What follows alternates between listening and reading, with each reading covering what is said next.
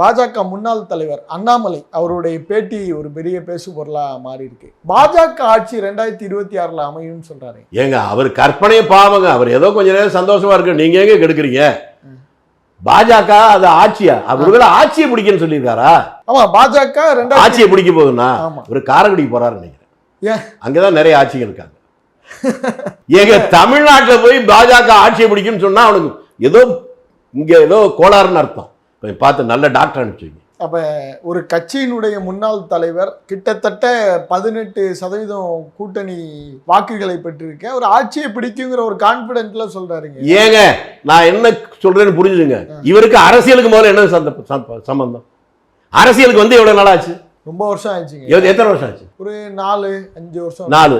நான் முழுநேர அரசியலுக்கு 55 வருஷத்துக்கு முன்னாலே மேல கேஸ் இருக்கு. நான் முன்னாலே சொன்ன பாருங்க, 10 உள்ள பெத்தவளுக்கு வந்து மலடி வைத்தியம் பார்த்த மாதிரி இவங்கெல்லாம் சொல்லிட்டு தெரிஞ்சுக்க வேண்டிய நேர கால கொடுமை இதெல்லாம்.